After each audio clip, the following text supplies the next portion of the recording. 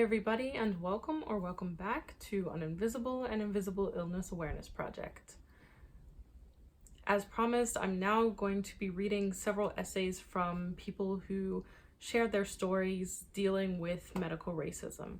The first one was read at a Millions Missing event last year, but the author asked to remain anonymous. I got diagnosed in 2002, early into having the disease. I had been working part-time prior to crashing and having to stop working. For years prior to that, I had a pattern of pushing myself beyond my limits, something I learned as a child. I think my parents' upbringing, growing up in poverty with intergenerational trauma, and being Black contributed to their having high expectations of me, not accepting my limitations. I internalized and tried to keep up, not knowing how to set limits. I learned growing up that you can't trust doctors and you have to deal with things on your own. The importance of doing things naturally, healthy eating and clean living, not taking pills.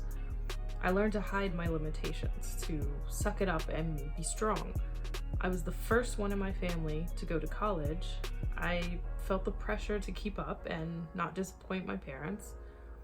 In some work settings, I felt low or negative expectations and stereotypes because I was Black. More pressure to be strong, to prove myself.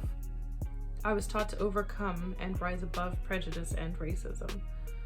I struggled with a lot of external and internal pressures and not enough support. I started seeing the first signs of ME, or chronic fatigue syndrome. When I got sick, I didn't have a computer, was isolated, and mostly housebound. It was hard to counter my internalized ableism and denial, not wanting to be sick. The one ME meeting was too far. Most people had cars. I didn't feel a connection. I experienced a major trauma on top of the trauma of living with ME. It was a struggle to afford natural treatments so I could get better. I wanted to recover. So I felt compelled to go back to work part-time to afford out-of-pocket medical expenses, including the holistic treatments and supplements not covered by insurance. Going back to work caused more problems. It increased my isolation. It also increased my frustration with my body's limitations and with able-bodied unawareness and prejudice. Pushing my body to work caused chronic pain.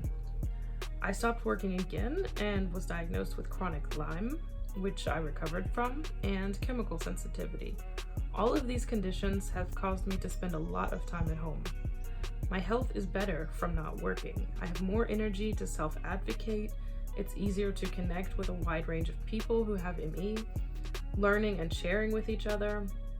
I'm learning how to live within my limits, manage my energy and conditions, and practice better self-care and have more self-compassion.